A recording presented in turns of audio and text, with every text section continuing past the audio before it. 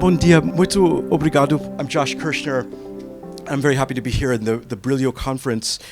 Just first let you know that I'm part of the CESET project, which is the Community Energy and the Sustainable Energy Transition. As my colleague Ilida mentioned, it's a comparative study of Ethiopia, Malawi, and Mozambique. And we have several institutional partners, including 6 academic institutions in the UK that you see here. And then I think it's 5 in East and Southern Africa, universities, including Eduardo Mondlane, and a small research institute, CPGD, Centro de Pesquisa sobre Governação e Desenvolvimento. And some of our colleagues are here. And just to briefly tell you, one of our key objectives is to facilitate a long-term human-centered research program to study community energy systems and the possibilities of their emergence within the broader contexts in East and Southern Africa. And so we view community energy, this is one way to kind of visualize how we view it. An important part of this is that we see the social aspects as very, very central to this, and putting people at the heart of energy projects to manage and maintain them and to kind of shape the distribution of benefits. Next slide, please. So just to start us off a little bit, I wanted to show you some data. On the left, you can see some sort of broad data about the challenges around energy access globally. And on the right, from Our World in Data, this is share of electricity production from solar in 2022. And you can kind of see some of the very large economies have relatively high percentages, which only reaches a little more than 4%. But United States, India, China, Australia. Then you see some of the southern European countries, Italy, Spain, Greece are relatively high. A few African countries, Malawi and Morocco. But generally there doesn't seem to be so much of a pattern to discern here, apart from that there's a strong international spread of use of solar. I mean, one thing about this is total solar, not necessarily small-scale distributed off-grid solar. Next slide, please. And when we look at key national players in the global solar PV module production, we can look at these years. This is 2010 to 2022, and really across the board, China is a major player. But if anything, it's increasing a concentration in China. We might also note that Germany's share, which is in the purple, starts off fairly visible in 2010, but by the more recent years, it really falls away, whereas Vietnam and Malaysia are increasing. Next slide, please. And here we see solar production and demand from 2017 to 2021. And one thing to note here is that the demand is in red, and we can see demand exceeds the production of these various types of components, modules, cells, wafers. In just about all the cases, that's true for North America, it's true for Europe, India, Latin America, rest of the world. The only ones where these production exceeds demand is in China and in the Asian Pacific region, excluding India.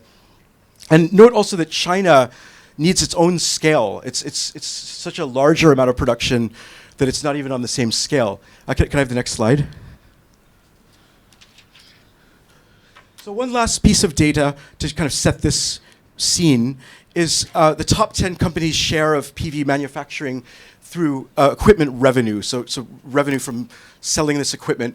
And what seemed interesting here is if going back to 2008, China is not in this top 10 figure, so we don't see it there in the left bar.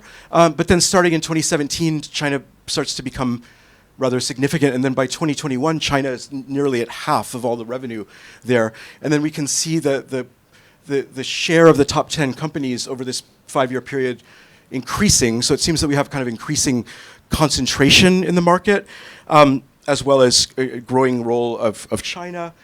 And this is a market that's worth $8 billion. And can we go to the next slide? And so we can kind of see this in our everyday experience here in Mozambique. I'm sure many of you are not surprised by this data. And so just 2 days ago on Tuesday, we had a site visit as part of this project to Kalanga in Maputo province. And here we're viewing the battery station for a solar PV mini grid. And of course, you can't help but notice that the batteries are made in China. And then next slide, please.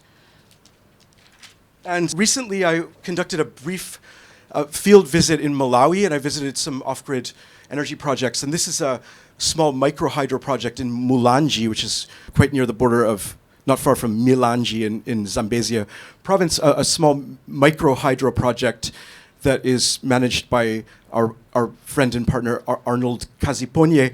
And so I was looking at the equipment, and this is part of the turbine, and you can see some Chinese writing on it. And then over here is one of the, I'm not actually completely sure what machine this is that's part of the power station, but you can kind of briefly make out that there's a telephone number from England that you can call. It says GB Electronics England, but I'm not sure what would happen if you phoned that number. If you had a quality control issue, what would happen if you called it? And so what do we make of this? How do we consider issues around quality standards and safety around this kind of equipment when it's coming from so many different places? We do know that the off-grid solar materials and equipment, often the product distribution channels are highly decentralized across the country, like Mozambique, coming in from various places, while the assembly of panels and control units takes place in some developing countries, including in Mozambique with the Funai solar panel plant near Matola, I think, in Boane.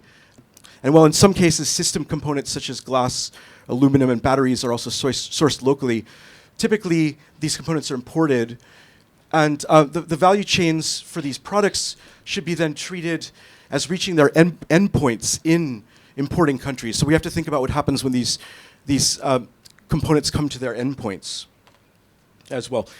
Next slide, please. And so I just wanted to introduce a few things here just to kind of wrap up in the next few minutes. We need a conceptual framework for assessing the various challenges and opportunities here.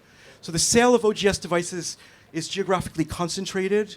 That's the case in East Africa in particular, and to a lesser extent South Asia and Latin America. Off-grid solar has become a key element in meeting the imperative of ensuring affordable and sustainable sources of energy. This is accompanied by an increasing number of private firms producing, selling, and distributing OGS. And given the increasing sales of OGS in Mozambique and other neighboring countries, this is being generated, this increase is growing apace. That's raising concerns about environmental sustainability in the industry, which I think we're going to talk about later in some of the coming sessions, but also the issues around disposal of waste products, electronic waste products. So another slide. So this is not just about quality and safety standards, but also the collection and recycling of electronic waste. And so I just wanted to propose we need a framework to study these issues and examine them and react to them as practitioners and as researchers. And we can look to the literature on global value chains for providing a perspective for analysis of different kinds of activities along a whole chain involved in bringing a product from its initial point of production to its end use.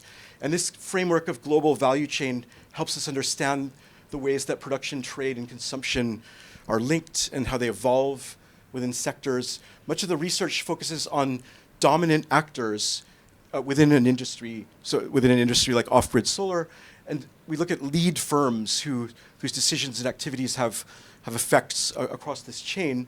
For example, the lead firms set the terms of who is part of this value chain, issues around compliance with quality, labor standards, and incorporation of certain actors and allocation of value added.